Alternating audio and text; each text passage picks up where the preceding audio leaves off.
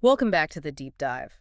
Today, we're jumping into a book that's made quite a splash with its straightforward take on self-improvement. Jen Sincero's You Are a Badass: How to Stop Doubting Your Greatness and Start Living an Awesome Life. Yeah, it's definitely got a reputation. So our mission, really, for this deep dive is to unpack Sincero's main ideas, to figure out how you can unlock that potential she talks about, shift your mindset. And actually, start living that awesome life she promises. We want to pull out the practical stuff. Exactly, those surprising bits and the real takeaways that show you how to do it. And I think what makes this material really grab people is that it's not just theory. Yeah. Zero's aiming for like a real, tangible difference in your life. She mixes that sharp humor with some really deep, actionable truths. Which makes it fun, right? Not just another self-help slog. Definitely. It keeps you engaged. And she's so relatable because of it. She admits she started out as, what does she say, a lukewarm cream puff. Oh, with occasional flare-ups of awesomeness. Yeah. Yeah. Right. And her own journey, going from drug enthusiast to spiritual enthusiast, as she puts it. It makes you feel like, okay, this isn't coming from someone on a pedestal. It feels authentic. Wherever you're starting from, yeah. Yeah. Okay, so diving in. Sincero starts with this pretty blunt idea that while our initial fucked upness, her word isn't maybe our fault. Right. The stuff we picked up. Staying that way, that's on us. Yeah. Responsibility. And she illustrates this with a really wild story, a personal one about a bowling accident. Oh, yeah, the bowling story. She's going for this dramatic final shot, does a twirl, and just completely wipes out, slides right over the foul line. Her ass crashes down, as she says, onto that super slippery lane. Ouch. Exactly. But the real point comes later. She gets this awful foot pain, needs a new mattress. And the mattress shopping trip, oh man, it turns into this masterclass in awkwardness. With Freak Show Bob, the salesman. Yes, who lies down next to her on the mattress like they're camping buddies. So uncomfortable. And instead of saying, hey, dude, back off, she literally sneaks out of the store. Because that's what she learned, right? Avoid confrontation at all costs. Her family's confrontation toolbox was like, freeze, talk about the weather, go blank, and burst into tears later. And that's the perfect lead-in to her core concept. The conscious versus the subconscious mind. Our conscious mind thinks, analyses, worries. The day-to-day processor. Right. But the subconscious, formed way back, mostly in childhood, before your critical thinking, your frontal lobes are fully online, it just absorbs everything. No filter, believes it all. And that forms our beliefs, the sort of unconscious rules we live by. Exactly. Sincero calls it the blueprint for our lives. So those things parents say, maybe without even thinking, nobody in our family is good with money, or maybe their actions scream, marriage is just constant fighting. Your kid brain just goes, okay, got it, that's how it is. No questions asked. It gets embedded deep down. And this is the key takeaway for you, listening. No matter what you consciously want, A great job, love, peace, whatever it is. if you have this deep subconscious belief that says, nope, that's painful, or that's not for people like me. Then, Sincero says, you'll either A, not let yourself have it, block it somehow, or B, maybe you get it, but you feel totally messed up about it, A anxious. little fucked up about it, in her words. Yeah. And then you end up sabotaging it, losing it anyway. It's that driving analogy she uses, one foot on the gas, wanting to go forward. And the other foot slamming the brake because of those hidden beliefs, going nowhere fast. So the first crucial step is awareness. You Yeah. got to drag out the stinky carcasses of those limiting beliefs. Shine a light on them. See them for what they are. And then consciously, you can give them the heave-ho and make space for new awesome beliefs, experiences too. It's about understanding what's been running the show from behind the curtain. Okay, so you start clearing out that old subconscious junk. Where does Sincero point us next? She moves towards connecting to a higher power. She calls it the G word. Right, acknowledging her own initial skepticism, the eye-rolling about God. Yeah, she was snarky about it. But then describes becoming kind of obsessed Like her line dancing story.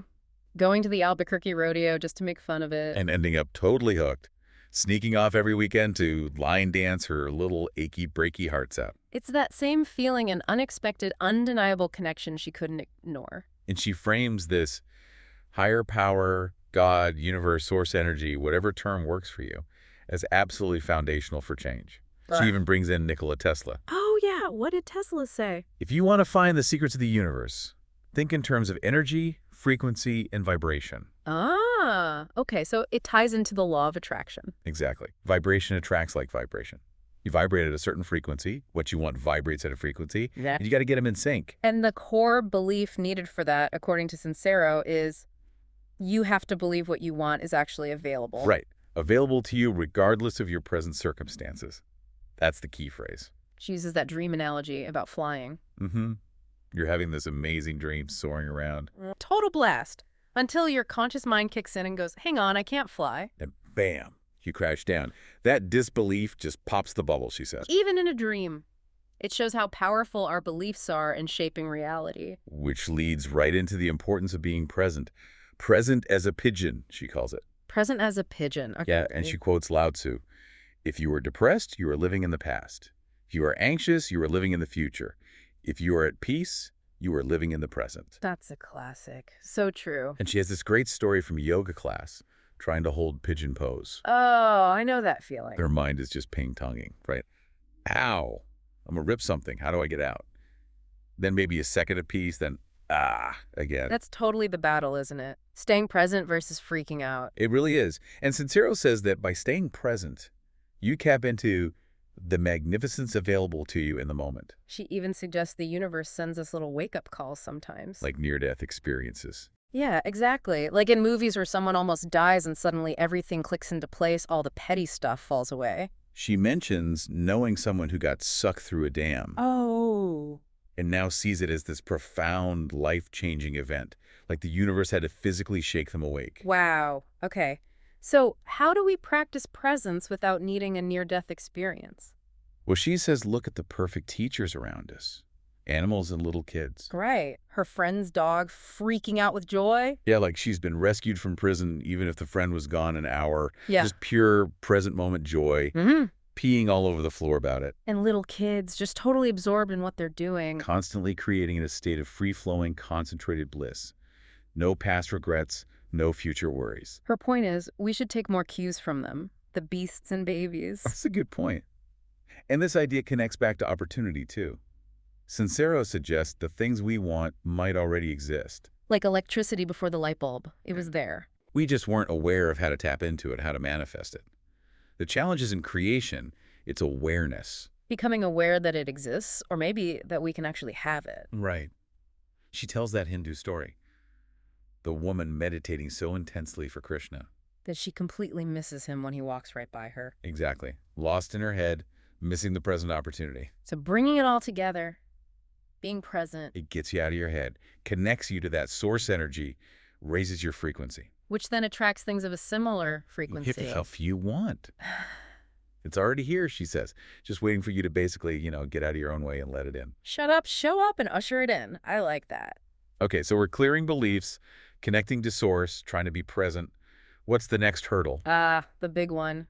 What Sincero calls the big snooze, which is basically your ego. The part that wants to keep things the same. Exactly. She quotes Kurt Cobain, wanting to be someone else is a waste of the person you are. Good quote. And that's the big snooze, talking, always looking outside for validation, stuck in fear, focused on past or future. It's the opposite of your true self, your inner badass, which is love-based, present, proactive. And the big snooze is, like, fiercely protective of your current reality, right? Even if it's a reality you don't like. Totally. It's committed to keeping you safely confined in what she calls your comfort zone, which is built on those limiting beliefs. And it hates seeing other people break out. Oh, definitely. Sincero says, watching someone else totally go for it can be incredibly upsetting to someone who's built a whole case for why they can't. She uses the example of Shirley quitting her safe corporate job to open a nail salon. Yeah, kids, mortgage, the whole deal. Yeah. But she did it, while others just complained by the water cooler. Yeah. Shirley was fighting her big snooze. Sincero's description of the big snooze is hilarious. Like an overprotective Italian mother. Yeah. Who absolutely flips out if you try to leave the house, your comfort zone, to go to the awesome party outside. She's going to claw, scratch, scream, bite, hurl her body to stop you. It's a tantrum. And she compares that pushback when you make a big change to withdrawal. Like detoxing from an addiction. Yeah. Life often turns to shit before it turns to shinola. You feel worse before you feel better because you're shedding old patterns. And this is crucial because people often take that initial chaos as a sign they're on the wrong track. Right, like, oh no, things are going wrong, I should stop. But Sincero says absolutely not. She gives these intense examples. The client who decided to go for his dream job and then everything went wrong. 2 flat tires, babysitter hits the wife's car, water main explodes, Gets hit by a bus. gets hit by a bus, and the record producer whose studio burns down right after she built it. Yikes. Her point is, these are not signs to give up. They're signs you're succeeding. You're murdering the big snooze, and it's throwing everything it has at you. That's such a powerful perspective shift. Okay, so related to the big snooze is how we see ourselves. Self-perception, which Sincero calls a zoo. Yeah. And she argues it's basically just as easy to believe we're awesome as it is to believe we're, Giant sucking things. Her words. Right, it takes the same energy. So why pick the negative story? Good question. We get stuck in drama. She suggests seeing yourself through the eyes of someone who totally admires you, like her brother describing his baby son. The nephew who could flip over a car without straining his back. Yeah. That belief in someone's innate potential. We all start with that badassery, she thinks, but we forget it. Because we learn to unlove ourselves. We start as these perfect little bundles of joy. And then life happens, conditioning happens. Exactly. So true self-love, she clarifies, isn't narcissism. It's a deep connection to your highest self. And being able to forgive your lowest self. Yeah, letting go of the guilt, the resentment, the criticism, and embracing compassion, joy, gratitude. Okay, so how do we do that? How do we practice this self-love thing? Sincero gives a kind of toolkit, but the core, it seems, is radical self-acceptance. First step, appreciate how special you are. Because you literally are unique. The only you there is and ever will be. And to really get that into your bones, she says, drown yourself in affirmations. Actively rewire your brain. Tell yourself, I am brilliant, bright, and beautiful. Say it. Feel it. It's not just thinking it, it's embodying it. Then do things you love. Prioritize joy. It raises your frequency. Simple things, right? Buy new jeans, open a savings account, hire someone to do your dishes, whatever brings you joy. And when those negative thoughts pop up, which they will, consciously find a replacement. Train your brain. You also need to let the love in. Don't deflect compliments. Yeah, just say thank you and take care of your physical self. Food, water, movement. That's self-love too. And a huge one. Don't compare yourself to others. Oh, the comparison trap. Deadly. Sincero says it's the fastest way to take all the fun out of life. Think about it. Marilyn Monroe comparing herself to Kate Moss. Led Zeppelin to Mozart. It's pointless. Everyone's on their own path. And finally, maybe the hardest one. Forgive yourself. And forgive others. She says forgiving isn't really about being nice to them. It's about being nice to yourself. Letting go of that toxic energy. Right. And she suggests trying to find compassion, like imagining the other person as a hurt little kid. Don't make it about them being wrong. Just decide you'd rather be happy than right. That's a big shift. Ultimately, she concludes, loving yourself is the key. It's the holy grail of happiness. Everything else flows from that. Okay, so you're working on self-love. You're tackling the big snooze. Now what? Where do you direct that energy? Right. Finding your purpose, your calling. Sincero has this cool exercise called Be the Alien. Be the alien. Tell me more. Imagine you're an alien intelligence that just swooped down and inhabited your body right now. Sure.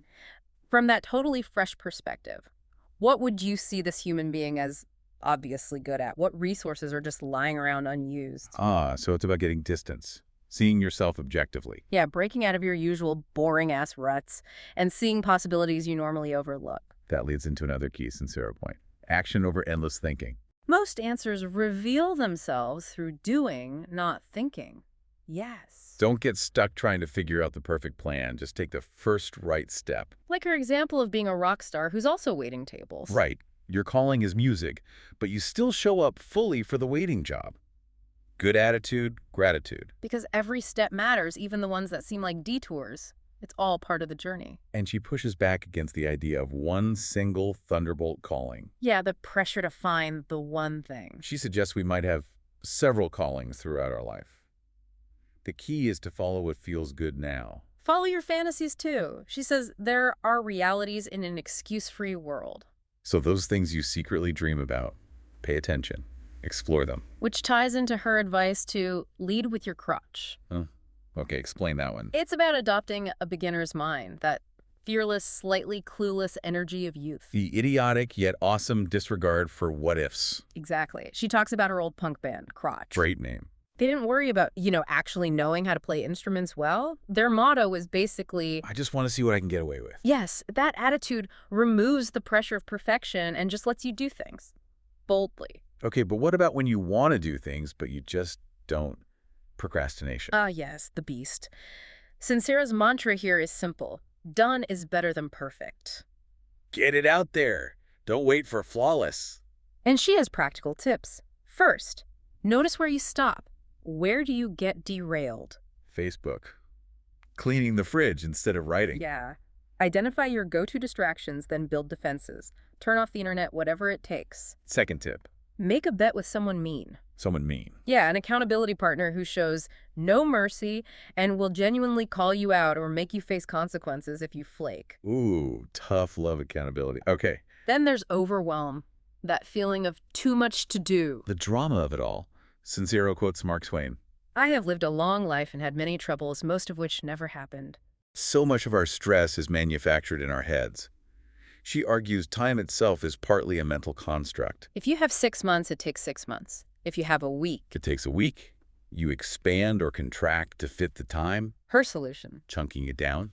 Break big, scary projects into small, manageable steps so your brain doesn't short circuit. Makes sense. So when that overwhelm hits, what are the specific strategies? First, show some respect for time.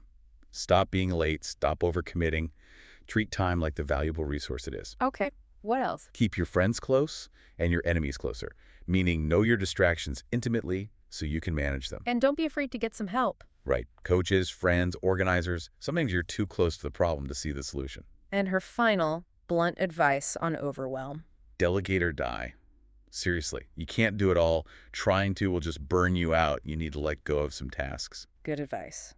Okay, moving on to another biggie, fear. Fear is for suckers, as her chapter title boldly states. She talks about that cave experience in New Mexico.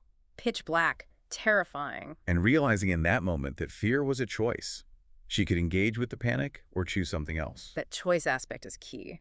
But fear also comes from outside, right? Other people's reactions. Yet the crab effect, like crabs in a bucket, if one tries to climb out, the others pull it back down. People get uncomfortable when you challenge the status quo, when you try to leave their shared comfort zone. They might call you crazy or irresponsible for taking a leap. So how do you conquer that fear, internal and external? Sincero offers ways. First, view fear from your rearview mirror. How does that work? Think of something you did in the past that scared you stiff at the time. Her example is her first solo trip to India. Okay. Terrifying then. But now, looking back, it's a pipsqueak of a fear. It seems minor in hindsight. So project yourself into the future looking back at your current fear. Exactly. See it from a place of having already overcome it. It shrinks its power. Cool trick. What else? Choose your discomfort, which feels worse in the long run. Staying stuck in a mediocre, unlived life. Or the temporary discomfort of pushing through fear to grow. It reframes the struggle. Third, be in the moment. Ask yourself, is anything actually scary happening right now, or is it just my thoughts? Ground yourself in the present. Connect to that higher self. And fourth, cut off the stream of crap. Limit the negative news, complaining people, your own negative self-talk. Protect your energy. That relates to who you surround yourself with. Sincero says they're like mirrors. Excellent mirrors for who you are and how much or how little you love yourself. What annoys us in others often points to our own stuff, right? Yeah, our own insecurities or disowned parts. She talks about her friend Pink, who is super girly. And that bugged Sincero. Until she realized it triggered her own discomfort with her femininity. Or the ex-boyfriend, she calls a giant dumbass. His traits likely mirrored something she needed to see in herself. So the action steps here are: question your ugly. What judgments of others are really about you? Don't be an enabler. Learn the difference between real help and just perpetuating someone's dysfunction. Tough love. And sometimes you have to give painful people the heave-ho. If they are truly committed to staying stuck, you got to protect your own energy. The big takeaway from all this? Never apologize for who you are. It lets a whole world down. Own your uniqueness. Okay, we've done the inner work, faced the ego, the fear. Now it's time. How do we actually kick some ass? It starts, according to Sincero, with the almighty decision. A real one. She quotes W.H. Murray. The moment one definitely commits oneself, then providence moves too. Things start aligning once you truly decide, not just kind of decide. She uses that amazing Henry Ford story, wanting the V8 engine, all cylinders cast in one block. And the engineers kept saying, impossible. But Ford just said, keep working, do it anyway. He didn't waver, he had decided, and eventually they did it. That's the difference, isn't it? So often we pretend we've made a decision, but really, We've just signed up to try until it gets too uncomfortable. yeah. If it wasn't uncomfortable, everyone would be living amazing lives already. Growth involves discomfort. And she reminds us, nobody gets there without falling down. A lot. All those famous failures. Michael Jordan cut from the team, Spielberg rejected, Edison's thousands of attempts. Soichiro Honda, Beethoven, Fred Smith with FedEx. The list goes on. Her point is crucial. The only failure is quitting. Everything else is just gathering information. Wow. Okay, so make a real decision, expect discomfort, don't quit. What else? You have to sort it bad, really bad. Like a 10-ton gorilla of desire. Exactly. Because if the desire isn't strong enough, you will wimp out the second things get hard. Like trying to diet when you're secretly craving pizza more? You need that full-on tizzy of excitement for your goal to pull you through the inevitable challenges. Okay, decision, desire. Then comes money. Often a big sticking point. Money, your new best friend, she calls the chapter. She really wants to shift our mindset around it. Key idea. Money is currency, and currency is energy. It's not inherently good or bad, it's just energy flowing. And she tells her own story about buying that Audi Q5 when her bank account was basically empty. Which sounds kind of crazy on the surface. But her point was about up-leveling your idea of what's possible, stretching her belief system. By taking that leap, acting as if she could afford it, she opened the door for the means to actually manifest. It was an act of faith and abundance. So how do we cultivate that wealth consciousness? She has rules. Rule 1. Come from a place of abundance, not lack. Assume the money is there or on its way. Believe it first. 2. Get clear on where you're at with money. What's your craziness around money? Your limiting beliefs, resentments? Got to see the current reality clearly. Then get clear on where you desire to be. Visualize that ideal life. What does it cost? And crucially, why do you want it? It's often about sharing your gifts, not just stuff. Then raise your frequency around money. Your perceived self-worth attracts matching income or opportunities. The chiropractor example. The one earning millions isn't necessarily better, but operates from a $1 million frequency. It's about your inner state attracting the outer reality. And finally, Stay in shape, wealth consciousness shape. keep working on your mindset. Read books, hang with abundant thinkers, constantly reinforce positive money beliefs. Okay, decision, desire, money mindset. Then she talks about surrender, which seems counterintuitive after all this kick-ass talk. Right, but it's not about giving up. It's remember to surrender. It means allowing instead of forcing. Releasing the desperate grip. Yeah, trusting that if something is truly aligned with your purpose, it will come to you. Maybe not exactly how or when you planned. She uses the party invitation analogy. The excited host who trusts their party will be great regardless of who comes. That energy is attractive. Versus the needy, demanding host who makes you feel pressured. Surrender is that confident, open, allowing energy you bring to your actions. It's how you pursue your goals. And she links this directly to faith versus doubt. Doubt is resistance. Faith is surrender. Worry is resistance. Joy is surrender. Control is resistance. Allowing is surrender. Believing versus ridiculing. It's about choosing the frequency of flow. And she lived this while writing the book. Being nomadic, needing a place to write, time running out. Panicking, probably. Sure, but she consciously kept the faith, visualized her ideal writing retreat, and then surrendered the outcome. And then that amazing house near San Francisco just appeared. 48 hours before her flight. Yeah. Complete with goats and a horse. It proved her point. You have to keep the faith, always, even when your ass is on the line. Wow. Okay, so wrapping it all up, how do we seal the deal? How do we really kick some ass consistently? Final practical steps. All right, the checklist. First, give your bad habits the heave-ho. Swap them out for success habits. Breathe amongst the people. Stay connected to that source energy all day, not just in quiet meditation. Little check-ins. Hang high. Surround yourself with inspiring ass-kicking people. Let their standards rub off on you. Set honest goals. Push your comfort zone, but don't set yourself up for failure with something totally overwhelming right away. Read your manifesto. Have a clear, written vision of your ideal life. Present tense. Read it daily. Feel it. Keeps you focused. And this one's big. Get out your credit card and pay for some help already. Yes. Coaching, mentoring, therapy, even top athletes have coaches. Stop trying to DIY everything. Invest in yourself. Get your body in on it. Mind, body, soul working together. Stand tall, move, eat well. Physical posture affects mental state. And finally, use your secret weapons. Whatever pumps you up, music, affirmations, dancing around, power poses, use them to stay in the zone. Hashtag outro. So as we wrap up this deep dive, what's a final thought to leave listeners with? I think it's remembering that this is an ongoing journey. Growth doesn't stop. Sincero says, new level, new devil. Meaning there will always be new challenges as you grow. Exactly. Obstacles aren't signs you failed, they're signs you've leveled up. She says, all life is either moving forward and evolving or shrinking back and dying. Like birth, messy, painful, scary, but necessary for new life. Precisely. Keep pushing through. That feels like the core message, really. You do have the power to create your reality. Your unique energy, your big-ass ball of fire is needed. The world needs your light. So the invitation is to take these ideas and run with them. Don't just listen, apply. Think of her elderly dad and old cat. Her reminders to soak up what you love now, while you can. Because, as she says so powerfully, your life is happening right now. Do not snooze and lose. And if you boil down all this badassery, all the strategies and mindset shifts, it comes back to one fundamental thing. What's that? Love yourself with a kung fu grip.